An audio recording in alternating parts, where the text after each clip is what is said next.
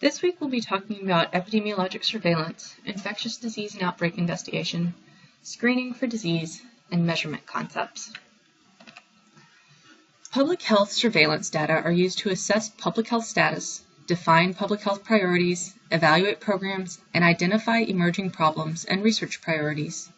Public health surveillance systems should have the capacity to collect and analyze data, disseminate data to public health programs, and regularly evaluate the effectiveness of the use of disseminated data. Now, Vetter and Matthews describe 5 objectives for epidemiologic surveillance.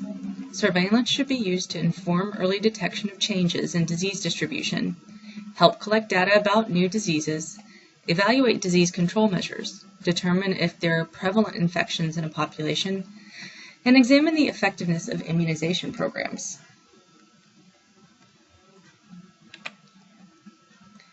Different surveillance collection methods provide varying levels of confidence in the data. Population-based methods provide complete reporting of the entire population. For example, birth certificates and death certificates provide population-based surveillance. Some cancer registries also provide population-based surveillance. Now, population-based methods are the ideal method. However, they are exceedingly expensive and frequently not practical. Representative samples are derived by randomly sampling the population. If done properly, these samples provide an acceptable representation of the population as a whole. Convenient samples are taken by sampling the people easily available to the researcher. These samples are subject to extensive bias and are not representative of the population. One method of surveillance is to examine rates of disease. We can often find rates of common disease for national and statewide populations.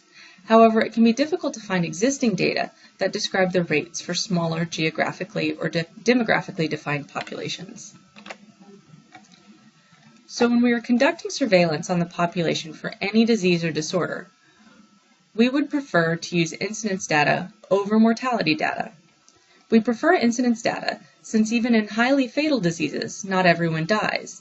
So you get a much more accurate representation of the number of people with the disease when you're using incidence data compared to using data on mortality. Now, sometimes mortality data is used for surveillance. Mortality data can be used when incidence data is unavailable or when case fatality rates are high. The reason high case fatality rates are useful is that the number of fatal cases the total number of cases over a specified period of time is the case fatality rate. Now, if most people are dying, you get a reasonable estimate of the burden disease using the case fatality rate. And remember, the goal of surveillance is to reduce mortality or dysfunction among the targeted population. Now, public health practitioners utilize some common sources of data for routine surveillance. These include vital records, reportable diseases, disease registries, medical records, and health surveys such as the National Health Interview Survey, the National Health and Nutrition Examination Survey, or the Behavioral Risk Factor and Surveillance System.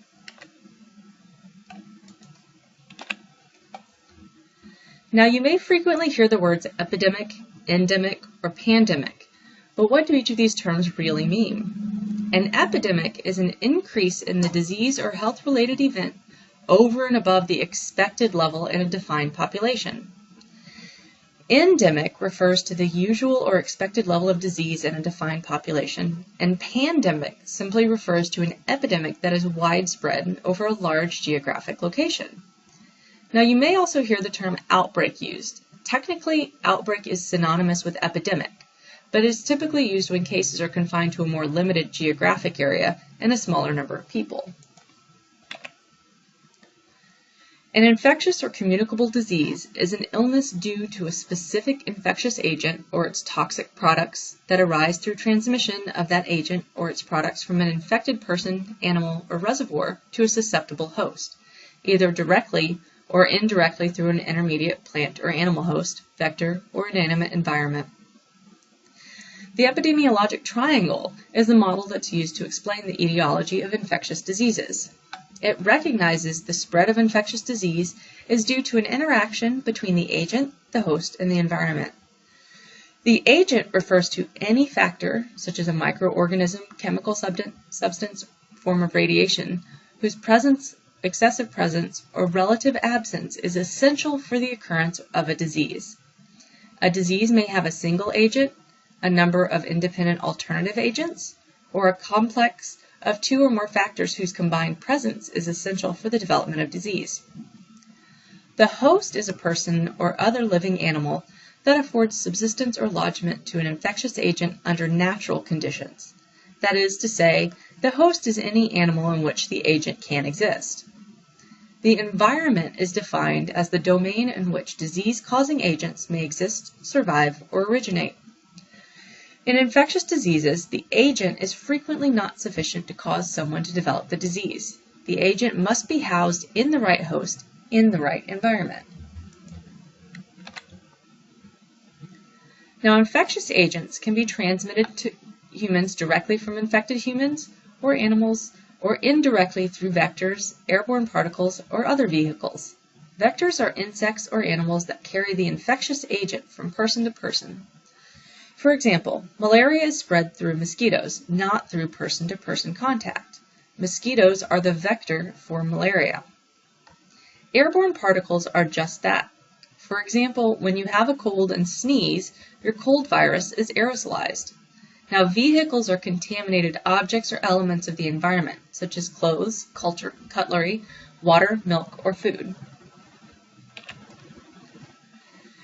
Infections are caused by entry and multiplication of microorganisms or parasites in the body of humans and animals. However, infection is not synonymous with infectious disease. Many infections remain inapparent throughout their course. Infectious or communicable disease refers to a disease caused by transmission of a specific pathogenic agent to a susceptible host. Infectious agents can be classified according to their size, structure, and physiology.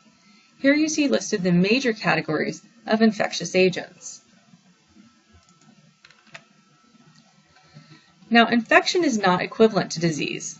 Some infections do not produce clinical disease. However, the characteristics of the agent are important in determining the nature of the infection. Pathogenicity refers to the agent's ability to produce disease in the infected host, as measured by the ratio of the number of persons developing clinical illness to the number that are exposed. Infectivity refers to the capacity of an agent to enter and multiply in a susceptible host and produce infection or disease. It is measured by the secondary attack rate. Virulence refers to an agent's capacity to induce disease in the host as well as the severity of the disease, measured by the ratio by the number of cases with overt infection divided by the total number of infected cases. It may also be measured using the case-fatality ratio for fatal illnesses. Toxigenicity refers to the capacity of the agent to produce a toxin or poison. Resistance refers to the ability of the agent to survive adverse environmental conditions. Antigenicity refers to the ability of the agent to induce antibody production in the host. Infective dose is the amount of the agent required to produce an infection in susceptible individuals. The reservoir of an agent is its natural habitat, which may include humans, animals, or environmental sources. And the source of an infection is the person or object from which the host acquires the agent. Transmission is the second link in the chain of infection. Direct transmission involves the immediate transfer of the infectious agent from an infected host or reservoir to an appropriate entry point through which human infection can take place. Indirect transmission may be vehicle-borne through contaminated food, water, or surfaces, vector-borne through insects or animals, long-distance airborne transmission through dust or droplets, so for example fungal spores, or through parenteral injections with contaminated syringes. Now the host is the third link in the chain. The host is where the infectious agent lives, where it can grow and multiply. It is a person or animal who permits lodgment of an infectious disease under natural conditions. Once the agent infects the host, the degree and severity of the infection will depend on the host's ability to fight off that infection. Hosts have a number of defense mechanisms designed to prevent infections. Non-specific defense mechanisms include skin, tears, saliva, etc., and these defense mechanisms are not disease-specific. They are designed to keep out all pathogens. Disease-specific defense mechanisms can be natural or artificial, active or passive. Natural refers to immunity resulting from infection by an agent. For example, immunity developed after having the disease, the chickenpox. Artificial active refers to immunity resulting from vaccines that stimulate antibody production in the host. For example, immunity following vaccination for the chickenpox. Natural passive refers to short-term immunity resulting from pre-formed antibodies transferred to a newborn across the placenta or through breast milk. And artificial passive refers to short-term immunity in previously exposed individuals resulting from an injection of pre-formed antibodies. So the environment is the domain external to the host in which the agent may exist, survive, or originate. The environment plays a critical role in the development of communicable diseases. General sanitation, temperature, air and water pollution, all of these can influence infection. Socioeconomic factors such as population density, overcrowding, and poverty can also influence infection. Now, an inapparent infection is a subclinical infection that has not yet developed the symptoms of the infection. This is important because the disease can still be transmitted to unsuspecting hosts prior to the development of clinical signs and symptoms. In asymptomatic individuals, clinicians can look for serological evidence of an infection. The incubation period is the time interval between exposure to the infectious agent and the appearance of the signs and symptoms of the disease. The incubation period provides a clue to the time and circumstance of exposure to the agent and can be useful for identifying the etiological agent in an outbreak investigation. Now, just as an individual has immune status that governs his or her susceptibility to an infectious agent, so does a group have a collective immune status that governs the susceptibility of the group, and hence the incidence of disease in the community. Herd immunity is important for producing successful immunization programs, since 100% immunization rates are not necessary to provide highly effective protection for target populations. The breakdown in herd immunity can be seen in the recent outbreaks of measles and pertussis, also known as whooping cough. The increase in families resisting vaccination for their children has led to susceptible pockets where infection can take hold. Now, this is especially problematic given that some individuals are unable to be vaccinated for various reasons and depend upon herd immunity for protection. Now, generation time is the time between lodgement of an infectious agent in the host and the maximal communicability of the host. In other words, from the time the host is infected to the time the host is no longer infectious. Generation time applies to both inapparent and apparent cases of disease and is useful for describing the spread of an infectious agent with a large proportion of subclinical cases. Colonization refers to a situation when agents multiply on the surface of the body, but the colonized individual does not actually develop an infection. Infestation refers to the presence of living infectious agent on the body's exterior surface. Now, the initial stage of an investigation should verify the diagnosis of suspected cases and confirm that an epidemic exists. The investigator needs to gather information about the illness in order to judge what kind of illness it is and what the agent may be. The preliminary investigation also leads to the formulation of a hypothesis about the source and spread of disease, which may lead to immediate control measures. The investigation of an epidemic requires that new cases be systematically identified, so you must have a clear and specific case definition.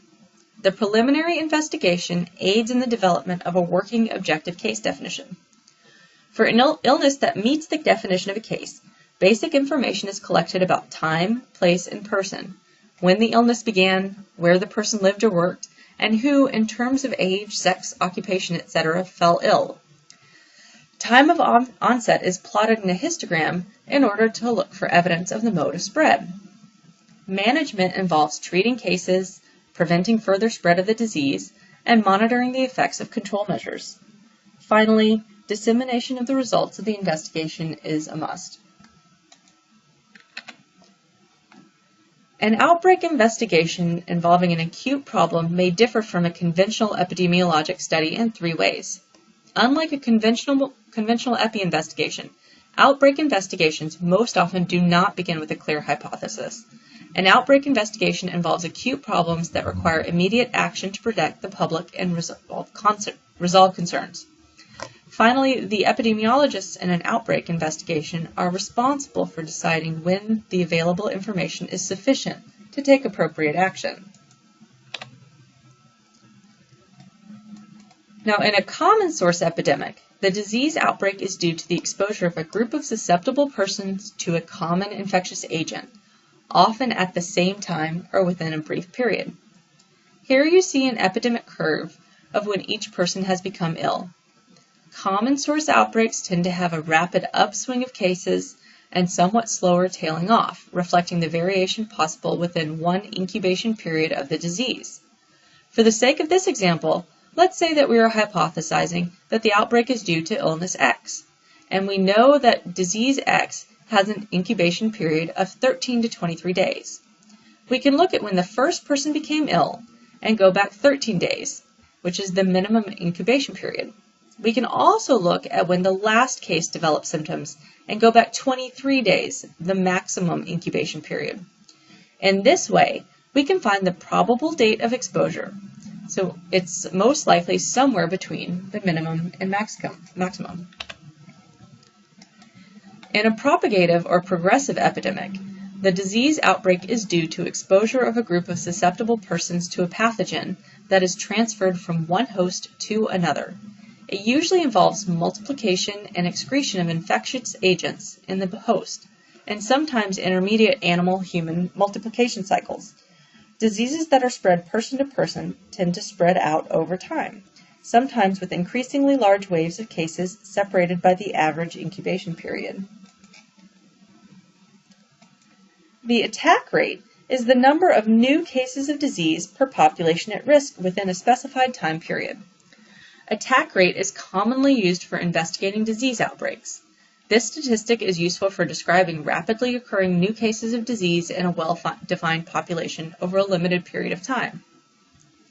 Attack rates are usually calculated with person characteristics like age, sex, race, ethnicity, or occupation in order to identify high-risk groups.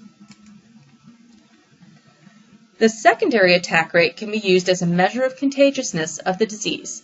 The secondary attack rate refers to the attack rate of people not associated with the initial exposure of disease, but by exposure to the people in the first wave of disease. It is the number of cases of an infection that occur among contacts within the incubation period, following exposure to a primary case in relation to the total number of exposed contacts. Now, the case fatality rate is a proportion formed by the number of deaths caused by a disease among those who have the disease during a time interval. It provides a measure of the virulence of disease. Now, there are 3 levels of prevention that correspond to different phases in the development of disease. Approaches to prevention may overlap, but all levels are important and complementary. Primary prevention contributes most to the health of the whole population, while secondary and tertiary prevention are generally focused on people who already have the signs of disease. Pre-pathogenesis refers to the time period before the agent reacts with the host, while pathogenesis refers to after the agent has reacted with the host. Later stages in the process include development of active signs and symptoms, which continue through until what we consider the clinical endpoints of disease. These clinical endpoints can be recovery from illness, disability due to illness, or death. Now, the purpose of primary prevention is to limit the incidence of disease development by controlling specific causes and risk factors. Primary prevention may be aimed at the whole population or just at specific high-risk groups. Primary prevention occurs during the pre-pathogenesis phase, before the agent has interacted with the host. It includes health promotion and specific protection against diseases. Secondary prevention aims to reduce the more serious consequences of disease through early diagnosis and treatment. It occurs during the pathogenesis phase, the period between the onset of disease and the normal time of diagnosis. It comprises the measures available to individuals and populations for early detective and effective intervention. It aims to reduce the prevalence of disease. Tertiary prevention is aimed at reducing the progress or complications of established disease and is an important aspect of therapeutic and rehabilitation medicine. It takes place during the late pathogenesis phase and is designed to reduce impairments and disabilities and minimize suffering caused by poor health. Screening is the process of using tests on a large scale to identify the presence of disease in apparently healthy people. It is the presumptive identification of unrecognized disease. Detection of a disease earlier than it would usually have been diagnosed can be helpful in improving the outcome. Hence, the existence of appropriate population screening programs is one of the many attributes of an effective public health system. Screening provides only preliminary information. A diagnostic confirmation of any positive results of a screening test are always required. Usually, this confirmation involves additional procedures, including clinical examinations and additional testing. For example, a mammogram is a routine screening test. Finding something on a mammogram does not mean the person has breast cancer, only that additional testing is needed to determine if what was seen was cancer. In this instance, additional testing is usually a biopsy of the suspected area. Now, mass screening, or population-based screening, refers to application of screening tests to total population groups, regardless of risk status. Blood pressure screening is an example. Blood pressure screening is an early test of heart disease that is conducted at most physicians' office visits, health fairs. You can even do it if you're just standing in line at the pharmacy. Now, multiple or multiphasic screening is defined as the use of 2 or more screening tests at the same time. Multiple screening tests are administered together to large groups of people. Preschool enrollment screening is an example of multiphasic screening, in which children get all types of tests, such as vision, hearing, and tuberculosis screening. Targeted screening, or selective screening, is screening of groups with specific exposures. Screening for disease among only those who are considered to be at high risk. For example, prostate cancer screening is offered to older men because they are at a higher risk of prostate cancer. They don't offer prostate cancer screening to men in their 20s. Case finding, or opportunistic screening, is aimed at patients who consult a healthcare practitioner for some other purpose. So, for example, you go into your doctor because you have a sprained ankle. However, while you're there, your doctor realizes that you haven't had any blood tests recently, and so your doctor decides to do other tests while you're there. Now, at first glance, early detection of disease through screening would seem to be ideal and desirable for all diseases. However, screening is in fact only appropriate for certain health conditions in certain situations. There are certain characteristics of a disease that make it ideal for screening. The disease should be a serious public health problem that causes a significant burden on the population. Otherwise, time, money, and energy expended may not be worth the return. The diagnostic follow-up and intervention for the disease should be available to all who require them, and there should be a favorable cost-benefit ratio. So the benefits of early identification and treatment should outweigh the associated costs of the screening test. The disease should have a high prevalence in the population, meaning that a large portion of the population should be affected. There should be a reasonably long, recognizable pre-symptomatic stage. The idea behind screening is that you can identify the disease before it would be clinically diagnosed at an individual level. In order to be able to screen for a disease, there must be some identifying markers that allow clinicians to assess the presence of the disease. There should also be an effective treatment available. It does not make sense to screen large portions of the population for a disease for which there is no cure or treatment. Finally, the treatment should be able to be administered in the pre-symptomatic stage. Individuals identified with the disease should not have to wait to begin treatment. If treatment must wait until the person is clinically symptomatic, there really was no reason to screen for the disease in the first place. Now, for a screening test to be effective and appropriate, it must have certain characteristics as well. It must be reliable, meaning that you get the same result each time you test the same person. The test must be sensitive and specific, and we'll go over each of these concepts individually in a moment. However, note that sensitivity and specificity are measures of the test's validity. A valid test is a test that measures what we intend it to measure. The test must be simple to perform and quick to administer with rapidly available results. The screening test must be acceptable to the population being screened. If a population does not find the test acceptable, they are not likely to take the test. Finally, the screening test should be reasonably inexpensive and safe. It would not be feasible to use a very expensive test for a large group of people, most of whom will never develop the disease. In the same vein, a screening test must be safe. It does not make sense to expose large numbers of people to harm. Now, reliability refers to whether or not you get the same result consistently. Validity refers to whether or not the test accurately measures what it's supposed to measure. It is possible to have a test that is reliable but not valid. So you would get the same answer and over again, but it was always the wrong answer. A valid test, however, must always be reliable. Now, we examined the validity in screening tests using sensitivity and specificity. Now, there are several sources of unreliability and invalidity in screening tests. Measurement bias refers to constant errors that are introduced by a faulty measuring device. They tend to reduce the reliability of measurements.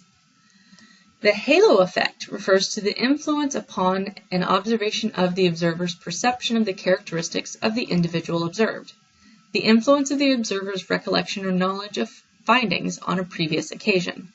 So essentially, the observer sees what he or she expects to see. Social desirability effects occur when the respondent answers questions in a manner consistent with desirable social norms instead of the actual truth. Now, these are not the only sources of error in study, but they are some of the most prominent. Now, sensitivity is the ability of the test to identify correctly all diseased persons among those who have the disease. Specificity is the ability of the test to identify correctly all non-diseased persons among those who do not have the disease. So how do we calculate sensitivity and specificity? We start by placing the data into a 2x2 table. True disease status is determined by some gold standard test, a test that allows us to know exactly who does and does not have the disease. Sensitivity is calculated by dividing the number of true positives by the number of all people that truly have the disease. Specificity is calculated by dividing the number of true negatives by the number of all people that truly do not have the disease. Ideally, we want to maximize both sensitivity and specificity. However, we have to strike a balance between the two characteristics because most tests cannot do both. If we want to increase the number of true positives, we typically also increase the number of false positives, thus decreasing specificity. Now, if a test is not sensitive, you will end up with large numbers of false negatives. Given that a screening test is designed to identify asymptomatic individuals, a test that yields a large number of false negatives is not very worthwhile. If a test is not specific, it will result in a large number of false positives. False positives can be expensive, both economically and psychologically, because they require retesting with a more sensitive and specific test. Now, the positive predictive value of a test measures the probability that a person with a positive test result actually has the disease. And the negative predictive value of a test measures the probability that a person with a negative test result truly does not have the disease. Positive and negative predictive values are utilized much more by clinicians than by epidemiologists. The predictive value of a test depends on the sensitivity, specificity of the test, and the prevalence of the disease in the population to which the test is being applied. So positive predictive value is really telling you, if you have a person that has a positive test, you are correct in assuming that they have the disease. So positive predictive value is dependent on the prevalence of the disease in the population. As the prevalence increases, your positive predictive value also increases, assuming that you have a test with high sensitivity and specificity. So why is this so important? When you screen a population for a rare disease, one that has a low prevalence, a test with high sensitivity and specificity can yield more false positives than true positives. Now, false positive leads to additional, more invasive testing, along with the psychological and emotional distress of being told that you possibly have a disease. Now, you want your test to be sensitive and specific. However, you only want to implement your screening in populations with a high prevalence of disease in order to avoid this problem. Remember, when prevalence decreases, the positive predictive value decreases, and the negative predictive value increases. So what is the relationship between sensitivity and specificity? When a predictive test is a continuous measure, we use cutoff values to determine whether or not a person is classified as having the disease. For example, blood glucose is a continuous measure. However, we consider someone to have diabetes if their fasting plasma glucose is 126 milligrams per deciliter or higher. We've made a cutoff decision at 126 milligrams per deciliter. Now consider the fact that there will be a range of fasting plasma glucose values for people who truly have diabetes, represented by the red curve, and people who truly do not have diabetes, represented by the blue curve. Note that these two curves overlap. If we want to use fasting blood glucose as a test for the presence of diabetes, we will have to designate a cutoff value above which a person is considered to have diabetes and below which a person is considered to not have that disease. So we can choose a cutoff value to help us decide who has a disease and who does not. The vertical black line represents our cutoff value. Note that regardless of where we place our cutoff, some people will be misclassified. If we place our cutoff value at a low threshold, we will make sure that we properly diagnose most or all of the people who truly have the disease. However, we will also misclassify a lot of people that are not sick as having the disease of interest. So the higher the sensitivity, which is the probability of classifying someone as sick if they truly are sick, is at the expense of specificity. We will end up with a lot of false positives. If we place the cutoff value higher to avoid including people that truly do not have the disease, so we increase the specificity of the test, we increase the number of false negatives. Enhancing sensitivity while maintaining specificity is a balancing act. The placement of the cutoff value is dependent upon the purpose of the test. So how can we improve the sensitivity and specificity of a screening test? If the screening requires the use of human assessment, we can train or retrain our screeners to reduce the amount of misclassification due to human error. We can also recalibrate screening instruments. So, for example, we could recalibrate our scale to assess weight properly. And this makes sure that all of our instruments are giving the exact and consistent measurements. We can use a different test, one that has demonstrated better sensitivity or specificity. Or finally, we can utilize more than one test. If we have one test with really high sensitivity and one with really high specificity, we can administer them both at the same time in order to help eliminate the false positives and false negatives overall. Now, as with any study or measure, there are potential sources of bias or systematic error that can be introduced. Lead time bias refers to the perception that the screen-detected case has longer survival because the disease was identified early. Length bias refers to the phenomenon where the disease that is identified by screening tends to have a better prognosis than the disease not identified by screening. So this is not due to any improvement in treatment due to early recognition, but it's due to the fact that the disease is more likely to be picked up by the screening test and it's more likely to be a benign form of the illness. Selection bias refers to the phenomenon whereby people who are motivated to be screened also have a different probability of disease than those who refuse to be screened. Now, this figure from your text gives an illustrative depiction of the previously described lead time bias. Note that the screened and unscreened individual develop the disease at the same point in time, which is time A. Time point B is where the screened individual learns they have the disease because they were screened for it, while time point C is where the unscreened individual learns that they have the disease due to the development of the associated symptoms. Now, if we were just to examine the time from diagnosis until death, it would appear as though the screened individual had a much longer survival time than the unscreened individual. However, this is not due to a real difference in survival time, which is the time from developing the disease to the time of death. In reality, both people have the exact same survival time. The screened individual just learned about their disease earlier than the unscreened individual. And this is what we mean when we say lead time bias.